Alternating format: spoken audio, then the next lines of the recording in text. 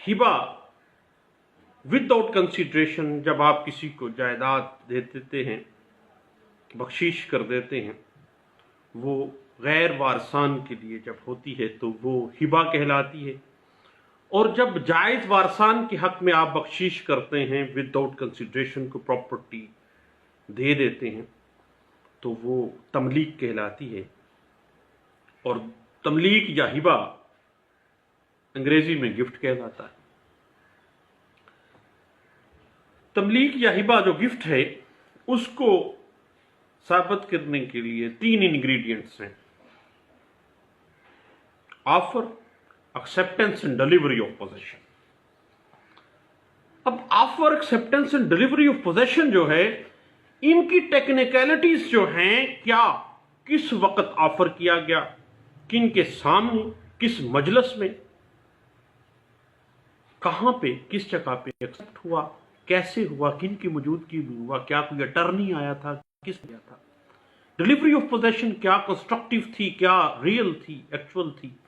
इसकी टेक्निकलिटीज को देखने के लिए 2002 SCMR पेज 1936, 2004 SCMR पेज 829 और NLR 2003 SCJ पेज 685 और NLR 2003 अपील केसेस 69 पेज है और NLR 2001 सिविल डाइजेस्ट पेज है 413 और 2015 ILR पेज 2425 में इन टेक्निकलिटीज को बड़े अच्छे अंदाज से इंटरप्रेट किया गया था। अब जब भी कभी आप दावा इस्तकरार हक करते हैं या दावा मलकियत करते हैं बरबनाए हिबा के ऊपर या तमलीक के ऊपर, कि मेरे वालिद ने या मेरे फलां ने या मेरे किसी दोस्त ने मुझे ये चीज़ गिफ्ट में दी है या तमलीक में दी है, तो offer, acceptance and delivery of possession, these are the basic ingredients और उनकी टेक्निकलिटीज के लिए जो केस लॉज मैंने आपको बताए हैं, उसमें ये चीजें लिख की गई हैं। और इस सूट की टेक्निकलिटी को जरूर जहन में रखिएगा कि ये तीनों जो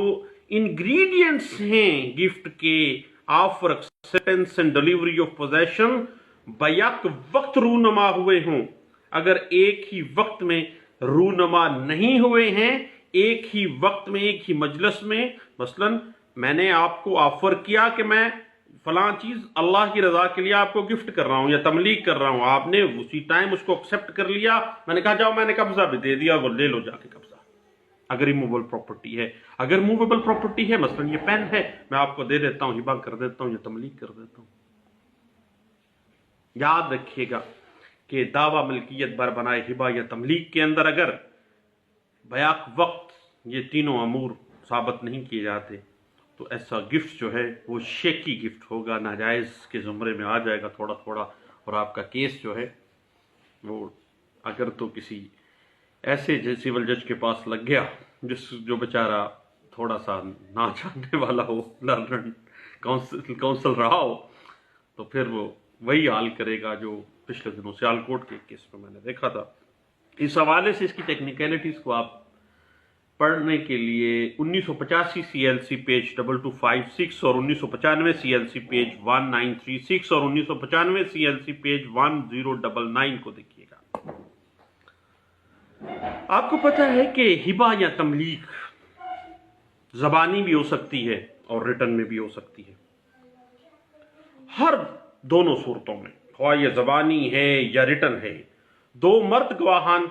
या 1 मर्द और 2 औरतों की मौजूदगी जरूरी है। और ज़बानी तमलीक को अगर बजरिया इकरारनामा तस्लीम किया गया है, तो देन अगर उस इकरारनामे को रजिस्टर्ड करवा लिया गया तो बैनामे की उसकी उस हिबे नामे की रजिस्ट्री की जरूरत नहीं है। उस हिबे नामे की रजिस्ट्री की जरूरत क्यों नहीं है? क्योंकि बजरिया इकरारनामा उसने तस्लीम कर लिया है। क्योंकि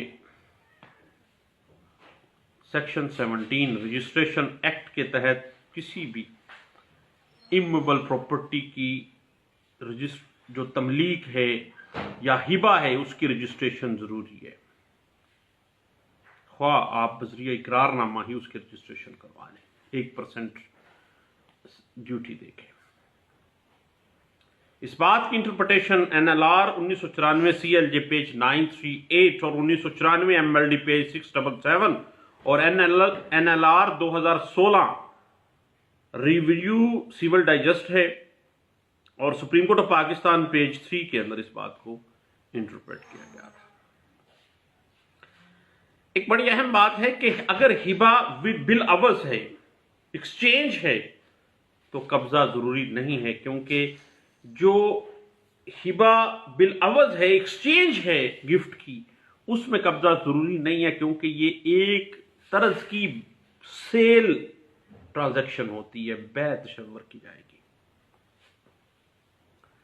اسی طرح اگر بطور حق مہر ایک شوہر اپنی بیوی کو ایمویبل پراپرٹی ہبہ کرنا چاہتا ہے، تبلیغ کرنا چاہتا ہے، تو دین ڈیلیوری آف پوزیشن ضروری نہیں ہے۔ والد اپنے چھوٹے بیٹے کو کر رہا ہے، تبلیغ کر رہا ہے، کوئی ضرورت نہیں ہے۔ اس بات کی انٹرپریٹیشن 2009 UC پیج 147 اور NLR 1996 CLJ پیج 749 اور NLR 2003 سیول ڈائجسٹ پیج 434 میں، اور NLR 1998 civil digest supreme court of Pakistan کا فیصلہ ہے اور پیج ہے 744 میں اس بات کو انٹرپریٹ کیا گیا تھا۔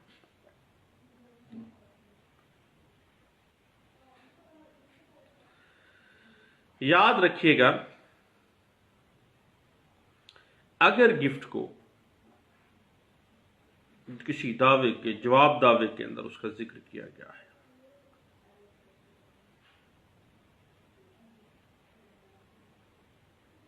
دین اس کی کیا فیٹ ہوگی، اس کی لیگل ٹیکنیکلٹی کیا ہے۔ مثلاً آپ نے ایک دعویٰ دائر کیا کسی موویبل پراپرٹی کے اگینسٹ، تو جواب دعوے میں آ گیا کہ جناب یہ پراپرٹی تو مجھے زبانی گفٹ کی گئی تھی، لینچ ایک نیا کٹا کھل گیا ہے۔ یاد رکھیے گا اس ٹیکنیکلٹی کے لیے، اگر گفٹ کو جواب دعوے میں اس کا ذکر کیا گیا ہے تو پلینٹف کو الگ سے اس کی کینسلیشن، ریووکیشن دائر کرنے کی ضرورت نہیں ہے، بلکہ اسی دعوے کے اندر وہ منسوخ ہوگا، اور اس کو الگ دعوے میں منسوخ کرانے کا وہ پابند نہیں ہے۔ اس بات کی انٹرپریٹیشن آپ دیکھنا چاہیں تو 1988 MLD پیج 1990 میں اس بات کو انٹرپریٹ کیا گیا تھا۔ اب بات آ جاتی ہے زبانی گفٹ یا تملیغ کی، زبانی ہبہ یا تملیغ کی۔ یاد رکھیے گا کہ زبانی جو ہبہ ہے یا تملیغ ہے، اس کو پروف کرنے کے لیے اگر اس زبانی گفٹ کی ڈیٹ، کس ڈیٹ کو یہ ہبہ ہوا ہے، کس مقام پر ہوا ہو، کس وقت ہوا اور کن گواہان کی موجودگی میں ہوا ہے، اگر یہ چیزیں آپ پروو نہیں کر پاتے، یہ چیزیں آپ نہیں اپنے دعوے میں پروو کر سکتے، تو دین ایسی گفٹ یا ایسی تبلیغ جو ہے اس کا کوئی جواز نہیں ہے، اور اگر اس کی ریووکیشن یا کینسلیشن میں جایا جائے زبانی کی، تو وہ کینسلیشن ہو سکتی ہے۔ اس بات کی interpretation PLJ 2015 Lahore high court page 876 اور 2002 SCMR پیج 129 اور PLJ 2015 Lahore high court page 921 اور 2018 SCMR پیج 139 اور NLR 2011 CLJ پیج 345 میں اس بات کو انٹرپریٹ کیا گیا تھا۔ اس کے بعد اگر ڈیلیوری آف پوزیشن جو ہے وہ ثابت نہیں ہوتی ہے، اور ریلیشن شپ بھی ایسا تھا کہ قبضہ دیا جا سکتا تھا، تو دین تملیغ جو ہے وہ ریووکیشن میں جا سکتی ہے۔ اس بات کی انٹرپریٹیشن NLR 2011 CLJ پیج 345 میں کی گئی تھی، اور یاد رکھیے گا کہ کبھی خاوند اپنی بیوی کو گفٹ کرتا ہے بالعوض کس کے؟ حق مہر کے، تو اس کی رجسٹریشن، اس کا ڈیلیوری آف پوزیشن بھی ضروری نہیں ہے۔ نہ ہی اس کی رجسٹریشن جو سیکشن 17 رجسٹریشن ایکٹ 1870 کہتا ہے اس کی بھی ضرورت نہیں ہے، کیونکہ نکاح نامہ رجسٹرڈ ہو گیا، حق مہر کے طور پہ پلاٹ لکھ دیا گیا یا زمین لکھ دی گئی ہے۔ اس پوائنٹ کے اوپر میرے ایک دوست پچھلے دنوں مجھے کہنے لگے مذاق میں، کہتے یار جس سے کبھی پراپرٹی خریدے پھر اس کا نکاح نامہ لازمی ہمیں چیک کرنا چاہیے، یہ نہ ہو اس نے وہ حق مہر میں لکھ کے دی ہو اپنی بیوی کو۔ تو یہ بات کافی حد تک ٹھیک بھی ہے۔ اس بات کی اگر آپ انٹرپریٹیشن دیکھنا چاہیں تو 1999 CLC page 163، PLD 1966 Peshawar high court page 64 اور PLD 1997 Lahore high court page 389 اور 2007 MLD پیج 304 اور 1989 SCMR پیج 1981 میں اس بات کو انٹرپریٹ کیا گیا تھا۔ اب جہاں تک انگریڈینٹس اور ہبہ کرنے کا اختیار ہے کسی شخص کا بطور مالک، اس کی ٹیکنیکلٹیز کو آپ دیکھنا چاہیں اور تملیک کرہندہ جو ہے، ہبہ کرنے والا جو ہے، ڈونر جو ہے، وہ ڈونی کو اپنا پوزیشن ختم کر کے ڈیلیوری آف پوزیشن دے دیتا ہے، اس کی کہاں کہاں پہ کیا کیا ٹیکنیکلٹیز کو دیکھنا ہے، کیا وہ چیز